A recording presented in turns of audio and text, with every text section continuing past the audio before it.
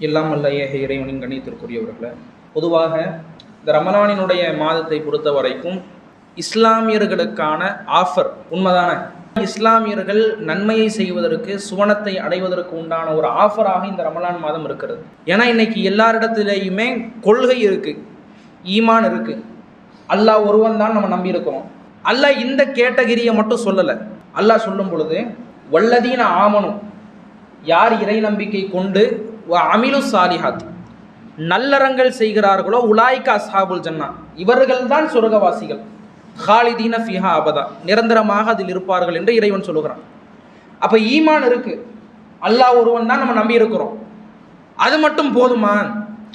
அதை வச்சுட்டு மட்டும் சொர்க்கத்துக்கு போயிடலாமா அப்படின்னு கேட்டால் அது கிடையாது. இரண்டாவது ஒரு கேட்டகரியா அல்லாஹ் சொல்லும் பொழுது அமிலு சாலிஹாத், அவர்கள் நல்ல அமல்களை செய்வார்கள்.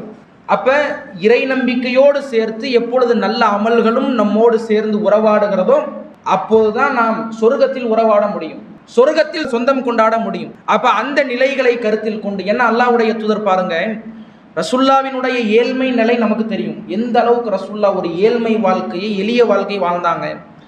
இந்த ஒரு தருணத்திலையும் கூட அல்லாஹ்வுடைய தூதர் புயல் காற்றை விட வேகமாக தர்மம் செய்வார்கள் ரமலானுடைய மாதத்தில். அப்ப ரசூலுல்லாஹ் இந்த ரமலான் மாசத்தை எப்படி பயன்படுத்தி இருக்கிறாங்கன்னா ஒரு ஆஃபரா பயன்படுத்தி இருக்கிறாங்க. இந்த ஒரு மாசத்தை வச்சு நம்ம என்ன செஞ்சிடணும், அதிகமான அமல்களை செய்து விடணும் அப்படிங்கிற ஒரு வேட்கை நபிகள் நாயகம் ஸல்லல்லாஹு அலைஹி வஸல்லம் அவர்களுக்கு இருந்தது.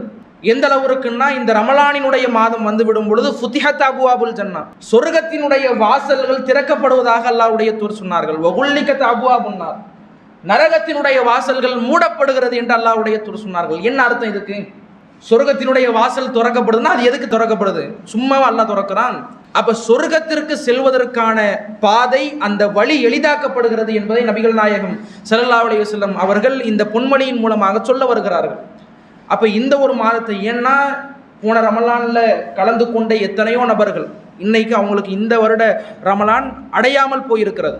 இந்த ஒரு ரமலானை அடைந்தவர்கள் அடுத்த ரமலானை நாம் அடைவோமா என்பது கேள்விக்குறியாக்கப்பட்டிருக்கிறது. அப்ப இந்த ரமலான் மாதத்தை அதிகமாக நன்மைகளுக்காக வேண்டி செலவழிக்கக்கூடிய ஒரு பேரருள் பாக்கியத்தை வல்ல ரஹ்மான் நம்மவர்களுக்கு ஏற்படுத்தி தருவானாக.